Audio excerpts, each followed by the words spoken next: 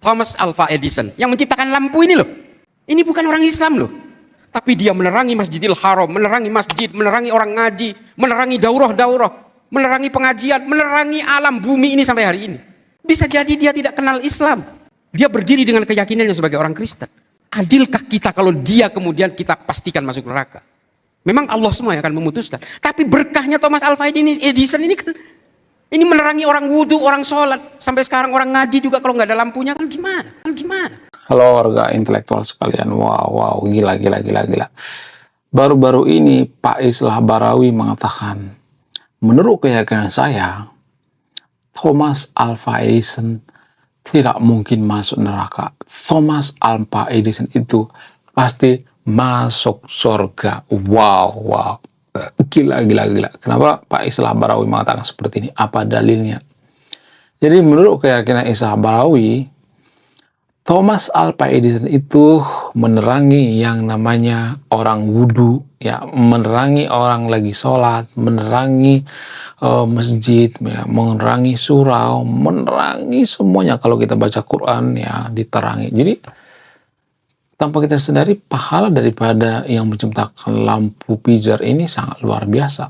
Thomas Alva Edison itu sangat luar biasa. Itu kata Pak Islah Barawi. Tapi di sisi lain ada yang mengatakan bahwa oh ini sesat, oh ini nggak boleh. Tapi tanpa kita sadar di video itu sebenarnya salah satu yang memviralkan daripada Pak Islah Barawi ini adalah saya. Ya, salah satunya ya. Sebenarnya Pak Islah Barawi juga sudah terkenal sebelumnya, tapi yang lebih memviralkan itu saya. Jadi makanya saya bahas video ini ya. Sementara ya tanpa kita sadari di video itu Pak Islah Barawi mengatakan ini tidak ada hubungannya dengan akidah atau keimanan. Ini murni tentang humanisme atau kemanusiaan. Kenapa Pak Islah Barawi mengatakan seperti ini? Mungkin di antara sahabat yang nonton video ini pada heran gak sih? Kenapa Pak Islah Barawi itu seolah-olah liberal gitu ya.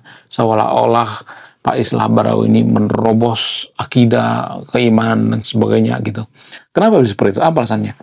Karena profesi daripada Pak Islah Barawi ini sebenarnya kan dia fokus tenaga ahli daripada Densus 88. Nah, ketika dia mewawancarai orang-orang yang radikal gitu ya, yang sudah kasus gitu ya, yang sudah dipenjara orang-orang radikal itu, Pak Islah Barawi menemukan satu pola, dan ini jarang dibongkar. Kalau saya bongkar ini pasti banyak nanti yang kecang-kecang kelonjotan berjamaah. Apa itu?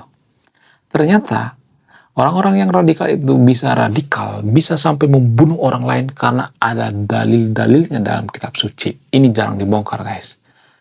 Wow, gila. Jarang dibongkar.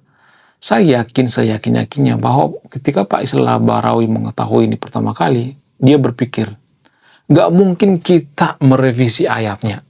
Yang bisa kita revisi itu adalah penafsiran. Itu, ya, menurut keyakinan saya. Sehingga apa? Sehingga Pak Islah Barawi ini, kalau saya perhatikan tuh ada semacam pergolakan gitu. Dia melihat bahwa orang-orang radikal ini mereka dimanfaatkan oleh dalil-dalil atau ayat-ayat tertentu gitu. Ya, mereka juga punya dalil. Makanya Pak Islah Barawi mengatakan kalau kita bicara seputar dalil, ya orang yang radikal juga punya dalil. Jadi kalau kita bicara tentang dalil, memperdebatkan dalil sampai kiamat pun nggak akan selesai. Karena saya yakin bahwa Pak Islah Barawi itu menganggap bahwa agama itu adalah hal yang subjektif itu ya, keyakinan gitu. Bukan hal yang objektif. Ya, namanya keyakinan ya kan. Jadi kalau gue yakin bahwa dengan membunuh orang lain itu masuk surga, siapa yang bisa menyangkal coba? Itu yang jadi permasalahan. Dalam agama kan seperti itu. Kenapa ada orang radikal? Karena mereka percaya bahwa dengan membunuh orang lain, mereka masuk surga. Namanya keyakinan kan. Nah, ini yang jadi permasalahan.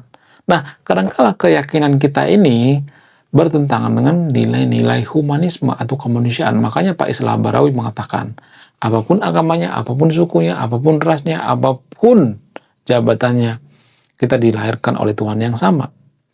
Surga itu bukan hanya untuk agama tertentu, di luar daripada akidah dan keimanan. Kenapa? Karena Pak Islah Barawi itu sudah meneliti ya, sudah melihat di lapangan. Ternyata orang-orang yang radikal itu mereka radikal ya karena pengaruh daripada ayat-ayat. Menurut keyakinan saya seperti itu ya.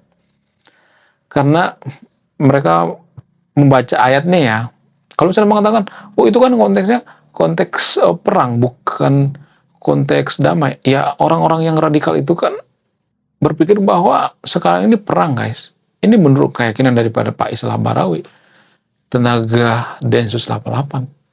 Karena dia sudah banyak meneliti seputar orang-orang yang radikal gitu. Jadi kita harus berterima kasih sama orang seperti ini ya, yang rela mengorbankan nyawanya. Ini sangat berbahaya sekali guys, tanpa kita sadari. Sehingga Pak Islah Barawi ini merubah tafsirnya gitu.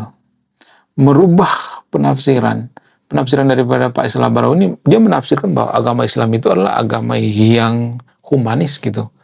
Walaupun ada oknum-oknum, ya saya benci banget mengatakan ini oknum. Walaupun oknumnya banyak banget ya. Oknum yang bawa dalil gitu, bawa agama gitu. Itu yang jadi permasalahannya. Itu yang jarang kita sadari. Ya, kalau misalnya mengatakan, oh itu kan perangilah, bunuhlah, pepetlah dan sebagainya. Itu kan kondisi perang. Kalau misalnya mengatakan seperti itu. Ya, jadi bagi orang-orang yang radikal, mereka menganggap bahwa kita ini lagi perang, guys. Tanpa kita sadari.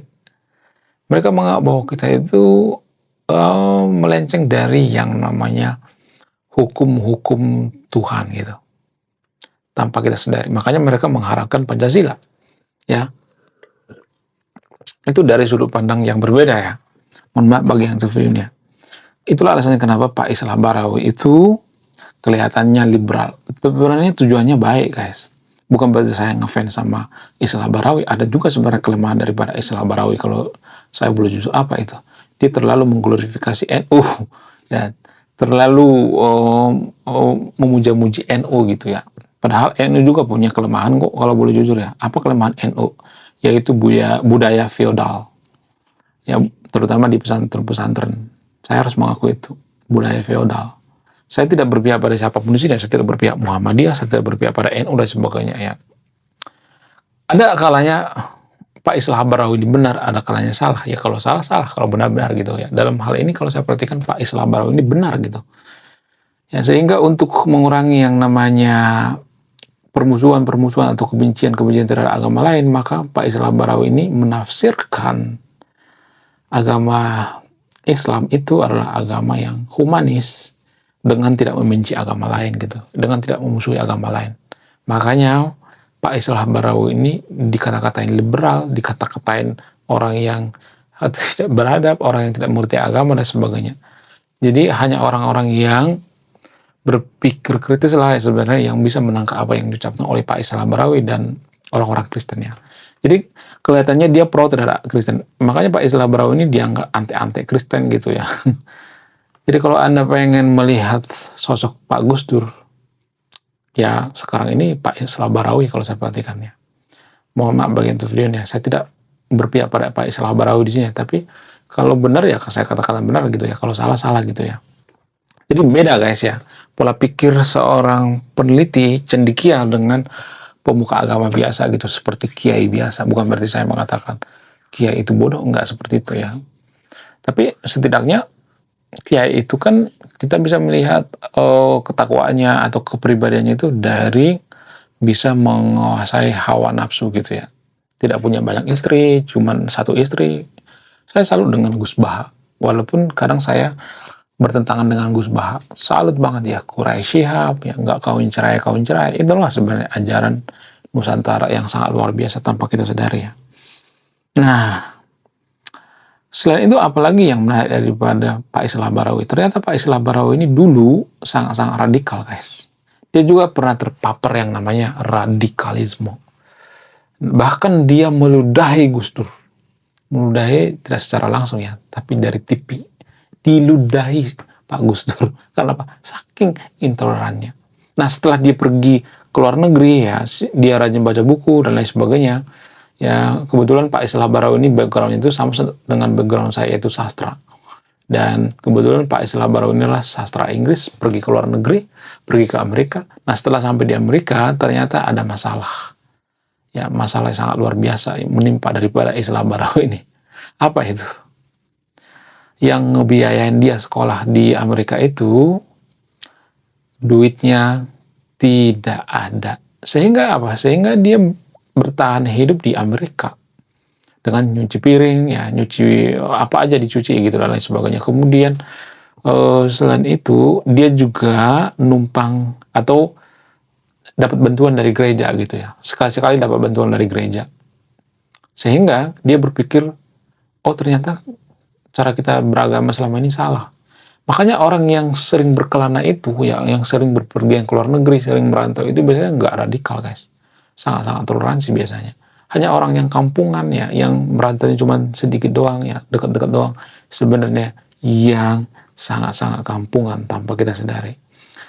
Menurut kalian gimana? Coba tulis kolom komentar ya. Saya tidak akan berpihak di video ini ya.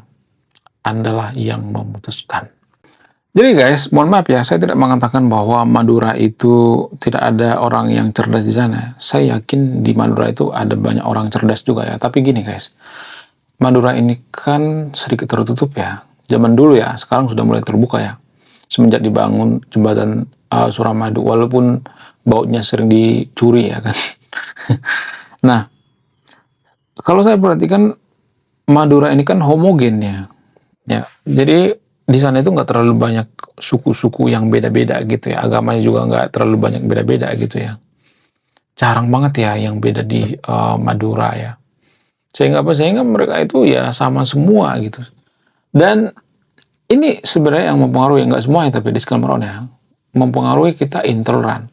Nggak hanya di Madura, di negara-negara lain juga seperti itu, yang homogen gitu ya, atau di daerah-daerah yang homogen yang jarang merantau gitu. Mereka akan menganggap bahwa mereka itu adalah yang paling benar gitu ya. Kalau mereka nggak punya teman misalnya agama lain, susah untuk toleransi.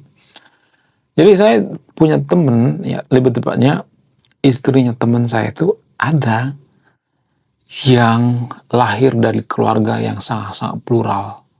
Ibunya Hindu, kemudian papanya Muslim, dia terlahir jadi Muslim. Ya, maksudnya dia menganut agama Muslim, cewek ya. Dan tahu apa yang terjadi? Dia sangat plural sekali. Sangat bergaul dengan yang beda agama. Sangat humble sekali ya dengan orang yang beda agama. Tidak membeda-bedakan agama. Jadi, kalau saya perhatikan, justru karena kita itu tumbuh di lingkungan yang homogen, ya, seagama gitu, yang nggak ada perbedaan ya, maka kita itu intoleran tanpa kita sadari ya. Lingkungan yang membentuk kita intoleran, salah satunya itu ya, intoleran. Kalau kita berbeda-beda, hidup di daerah yang berbeda-beda gitu ya, yang campuran, biasanya kita sangat suka dengan perbedaan gitu. Jadi negara kita itu harusnya mencintai perbedaan gitu, atau guru-gurunya ditukar deh ya, atau guru Kristen ngajar di sekolah Muslim ya kan, bisa aja nggak apa-apa ya kan, ada pertukaran ya. Kemudian guru Muslim ngajar di sekolah Kristen ya nggak jadi masalah ya. Karena dulu saya pernah ngelamar jadi guru ngaji di sekolah Muslim, tapi saya ditolak guys. Padahal saya sudah pakai peci gitu ya, sudah pakai baju koko ya, bikin lamaran dan sebagainya, tapi ditolak guys. Kenapa? Karena saya dianggap memurtadkan mereka. Mungkin bukan saya seperti itu. Jadi yang kita tuh nggak boleh ada pikiran negatif terhadap agama tertentu gitu ya. Kita nggak boleh ya selalu berhalusinasi gitu ya. Ada semacam pikiran-pikiran sempit gitu. Oh, Kristen ini ancaman, Buddha ini ancaman, Hindu ini ancaman. Ancaman zaman sekarang itu adalah agnostik dan ateis. Kenapa? Karena banyak orang yang malas banget beragama tanpa kita sadari. Tapi saya tidak ngajak yang video untuk tidak beragama, disclaimer on ya. Disclaimer on ya. Saya bahas dari sudut pandang Pak Islah Barawi. Oke guys, sekian video ini. Kalau mau marah jangan marah ke saya, marahlah sama Pak Islah Barawi. Saya kaum intelektual, salam rasional.